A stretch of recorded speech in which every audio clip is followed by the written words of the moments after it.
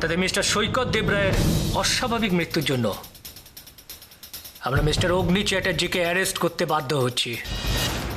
অগ্নির মাথা গরম হয়ে গেলে কোনো জ্ঞান থাকে না, কিন্তু কিন্তু তাই বলে খুন? ছোট মামার বিয়ের দিন অগ্নি নার্সিংহোমে গেল কেন? আমি কি অগ্নিকে চিনতে সত্যি এতটা ভুল করলাম? একটা লোক কি হঠাৎ করে এভাবে আরেকজনকে খুন করে ফেলতে পারে? আসলে দাদা শোনার লাইফে একটা ডার্ক চ্যাপ্টার আছে। আমি আজও তোমাকে কেন বুঝতে পারছি না অগ্নি? কেন? কোনটা আসল তুমি? তোমার কোনটা ঠিক কোনটা ভুল আমি কেন বুঝতে পারছি না? তাহলে তাহলে আমি এখন কি করব? কি করে জানবো আসল সত্যিটা কি? কে বলবে আমাকে? কে?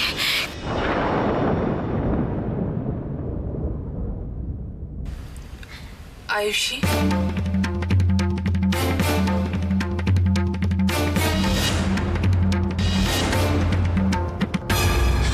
কি আপনি তো কিছুই খেলেন না। আমার রান্না আপনার ভালো লাগেনি। এই দেখো, এমন একটা কথা বলে দাও, তোমার রান্না তো অমৃত উর্মিলা। কি জানো তো, মনটা ভালো নেই তো, তাই বেশি খেতে ইচ্ছে করছে না। এরকম বললে কি করে চলবে? বাড়ির এত দায়িত্ব সব আপনার উপর, না খেলে শরীরটা থাকবে কি করে? উর্মিলা, তুমি এমন একটা কথা বললে। আরে বাবা, আমি একা না কি বলো তো? হ্যাঁ, তুমি আছো, আমার ভাই আছে, তোমরা সামনে নিতে পারবে না? সে তো সামলে নিতে পারবই, বাবা আমাকে তাই শিক্ষাই দিয়েছেন।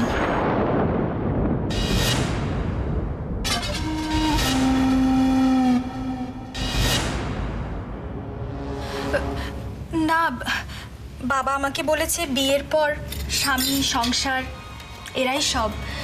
আমি যেন সব কিছু খুব ভালো করে দেখে রাখি। হ্যাঁ, তা তো বটেই। উর্মিলা দেখো, তুমি আমাদের বাড়ির বউ, তোমাকে তো এই বাড়ির দায়িত্ব নিতেই হবে, বাড়ির হাল ধরতে হবে তোমায়। বউ নয়, আমি এই মৈত্র বাড়ির মেয়ে হয়ে থাকতে চাই, আপনার ছোট বোন হয়ে থাকতে চাই। উর্মিলা, তুমি তো সেটা করেই দেখিয়ে দিয়েছো। দেখো, এই কটা দিনের মধ্যে তুমি বাড়ির যেভাবে দায়িত্ব নিয়ে ফেলেছো, সেটা কিন্তু মায়ের পরে বোনেরাই পারে। আরে থাক থাক থাক থাক।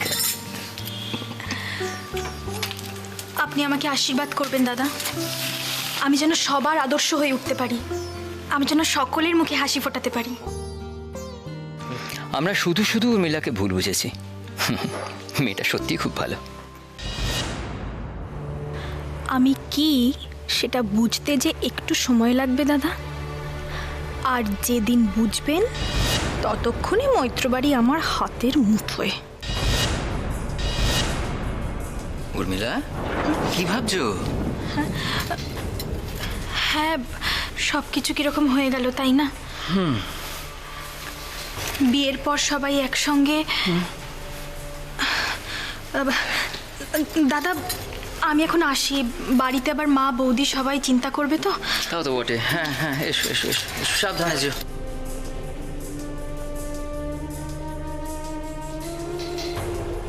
উর্মিলা, শোনো না, আমি বরং তোমার সঙ্গে যাই, একটু তোমাকে রিক্সায় তুলে দিয়ে আসি। না না, সেসবের কোনো দরকার নেই, আমি চলে যেতে পারবো। উর্মিলা, বাড়াবাড়ি করো না, তুমি আমার দাদা বলেছো, দাদার কথা শোনো, চল।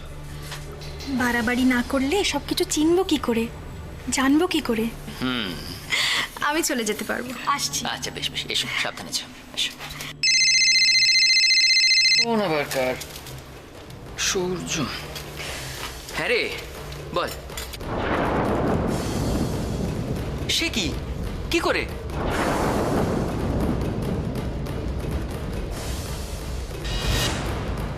বেশি আপন লোকেরাই বুঝি এভাবেই বাজ দেয়, তাই না দাদা? সারাদিন কোথায় ছিলি?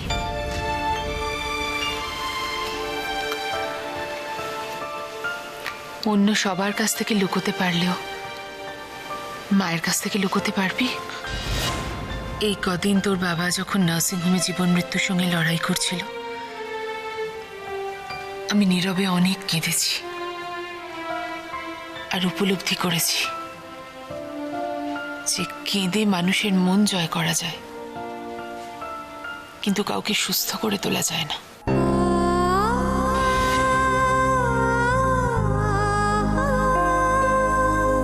তুমি বলো না মা, কোনটা ঠিক? ঠিক ভুলের বিচার তো ভগবান করবেন, আর তিনি প্রতিনিয়ত বিভিন্ন ঘটনার মাধ্যমে আমাদের মেয়েদের শিখিয়ে দেন যে কোনটা ঠিক আর কোনটা ভুল। তোর বাবার সঙ্গে সংসার করেছি, রাগারাগি করেছি, অশান্তি করেছি, কথা বলিনি, নিজের মতো চলেছি, কিন্তু কোনোদিন আমাদের দুজনের মধ্যে ভালোবাসার কোনো কমতি হয়নি। তোর বাবা যেমন আমায় ছেড়ে থাকতে পারতো না, তেমনি তোকেও। বাবা, আমি ভুলে যেতাম, কিন্তু তোর বাবা কোনোদিন তোর জন্য টিফিন আনতে ভুলতো না। তুই লেখাপড়া শিখবি, লেখাপড়া শিখে বড় হবি, তোর অনেক জ্ঞান হবে, নিজের মতো বাঁচতে শিখবি, তাই তোর বাবা তোর জন্য কত নতুন নতুন বই কিনে আনতো।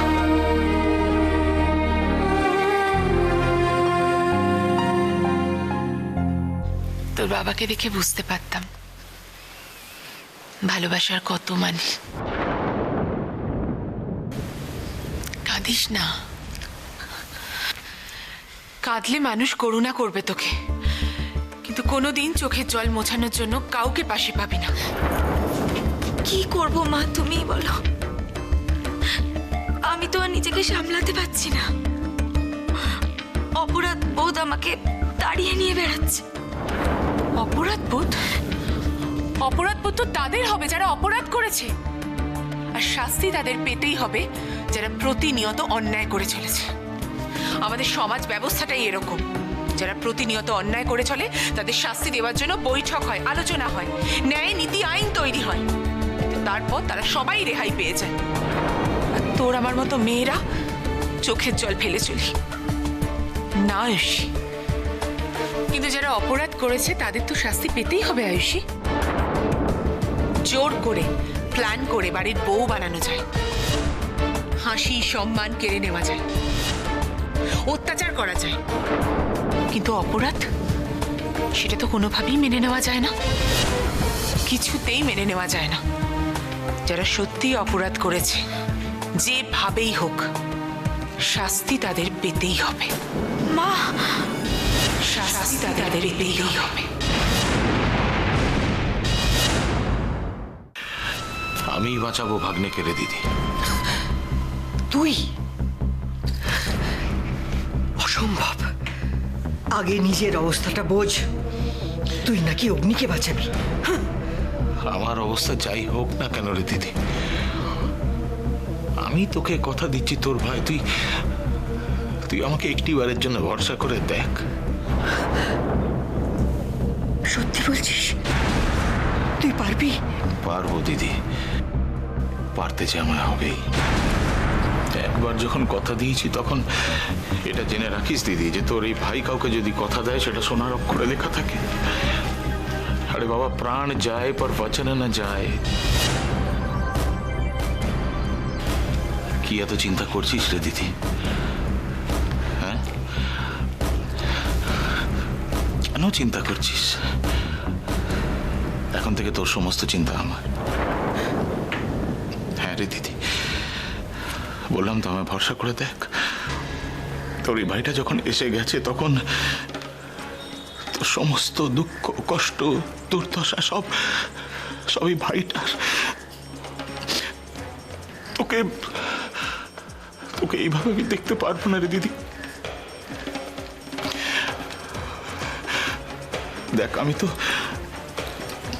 অনেক পাপ করেছি, তোর কাছে অনেক অন্যায় করেছি। এরকম গোমরা মুখে থাকিস না দিদি।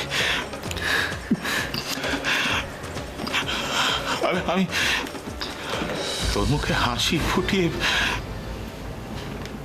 আমার সেই সমস্ত পাপ, দুঃখ, কষ্ট, গ্লানি মুছে ফেলতে চাই রে দিদি।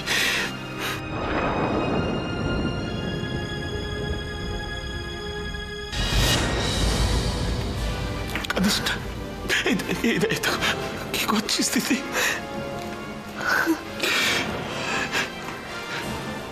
তো দুঃখ কষ্ট সব আমি মুছিয়ে দেবো। তবে একটা কথা আমি বলছি দিদি, আজ তোদের এই যাবতীয় দুর্দশার পিছনে হচ্ছে তোর আদরের বৌমা। কেন এ কথা বলছিস কেন? বলতে তো আমি কিছুই চাইনি রে দিদি, কিন্তু বলতে বাধ্য হচ্ছি। আমি নিশ্চিত যে আয়ুষী, তোর আদরের বৌমা, সেই তার বাপের বাড়িতে গিয়ে সমস্ত কথা ফাঁস করেছে।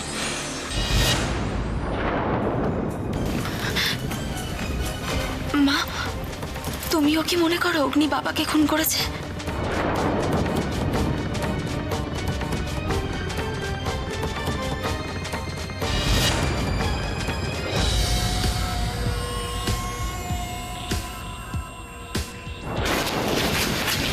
আমি একটু নার্সিংহোমে যাচ্ছি, একটা এমার্জেন্সি আছে।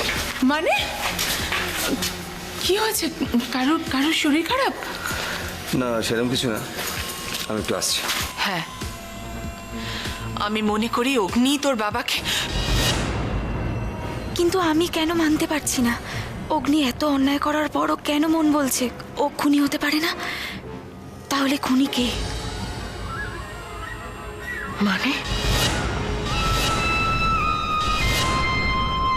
মানে বই ধরে কি তোকে মানেটা বোঝাতে হবে রে দিদি, না হাত গুনে বোঝাতে হবে? আরে বাবা, পরিস্থিতিটা একবার তলিয়ে দেখ, তাহলেই তো বুঝতে পার।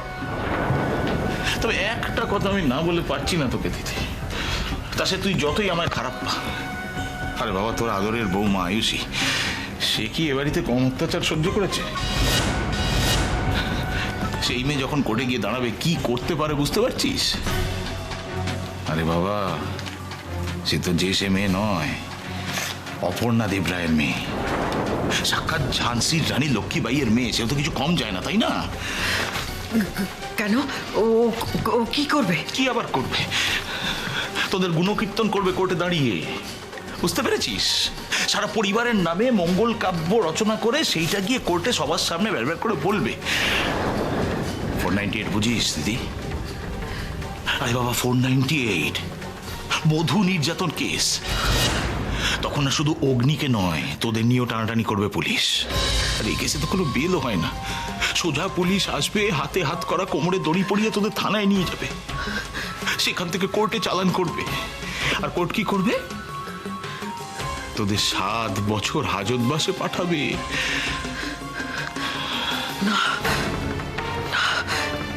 এই কিছুতেই হতে পারে না। না, যেভাবেই হোক আয়ুষীর মুখ বন্ধ করতেই হবে।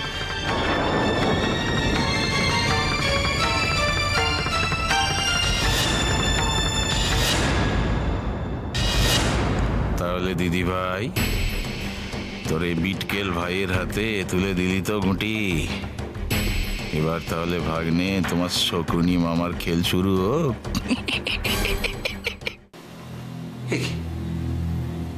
সব গেল, সারা বাড়িটা ভূতের বাড়ির মতো অন্ধকার হয়ে রয়েছে। সব আরে, এতখানি সন্ধ্যা হয়ে গেল, এখন কেউ তুলসী তলার প্রদীপ দেয়নি? আশ্চর্য। জয়, রহিনী,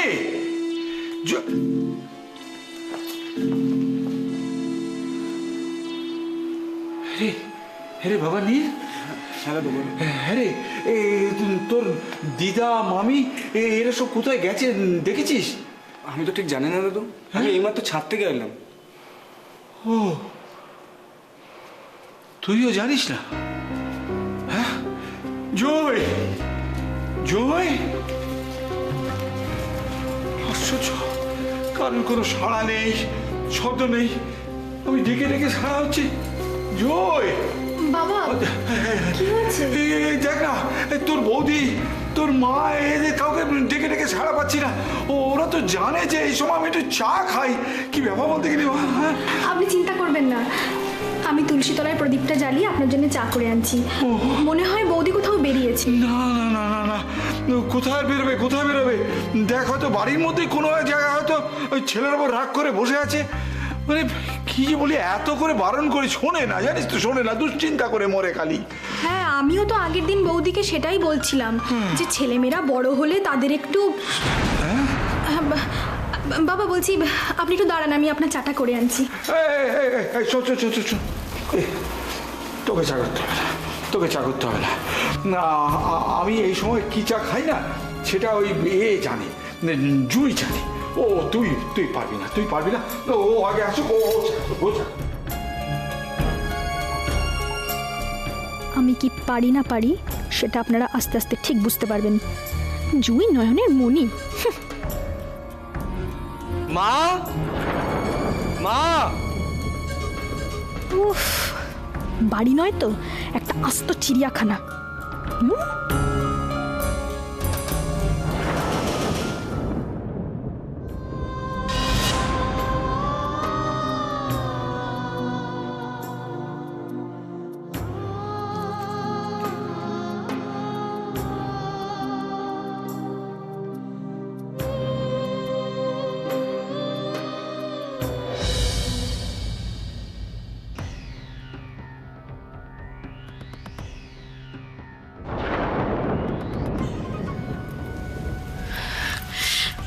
দিভাই, দিভাই তুই কষ্ট পাস না দিভাই। তোকে এভাবে কষ্ট পেতে দেখলে আমারও এখান থেকে যা মেঘলা, আমার ভালো লাগছে না। ভালো কি আর আমার লাগছে বল? কিছুতেই ঘুমোতে পারছি না, খালি খালি মনে হচ্ছে আমার দিভাইটা বড্ড একা। সেই সেই সেই ছোটবেলাকার মতো তোর পাশে শোবো দিভাই। আমি একা নই মেঘলা, কিন্তু এই মুহূর্তে আমি একটু একা থাকতে চাই। প্লিজ দিভাই, দিভাই একা থাকলে মনের মধ্যে মাথার মধ্যে অনেক রকম ভুলভাল চিন্তা ভাবনা করে। তুই তুই আমার সঙ্গে শেয়ার কর, দেখ তোর অনেক। আমি কিচ্ছু শেয়ার করতে চাই না মেঘলা, প্লিজ তুই এখন এখান থেকে যা, প্লিজ।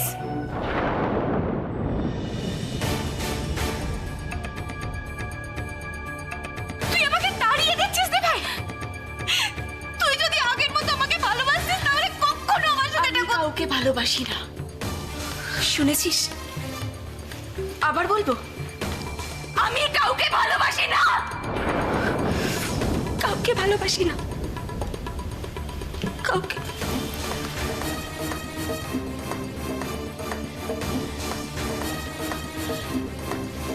তুই যদি কাউকে না ভালোবাসতিস তাহলে এভাবে বসে বসে দ্বিতীয় চিন্তা করতিস না।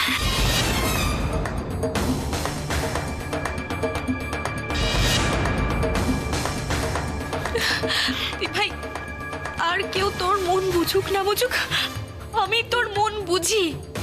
আমি কিচ্ছু বুঝতেও চাই না আর কিছু বোঝাতেও চাই না। তুই প্লিজ এখন এখান থেকে যা, প্লিজ। দিভাই, দিভাই প্লিজ শান্ত হ, প্লিজ শান্ত হ দিভাই। তুই দেখিস যে খুনি সে ঠিক ধরা পড়বে, ঠিক ধরা পড়বে। তুই দেখিস ও ঠিক ধরা পড়বে, ঠিক শাস্তি পাবে, ঠিক শাস্তি পাবে। জেঠুর খুনি ঠিক শাস্তি পাবে। কেন তুই চাস না?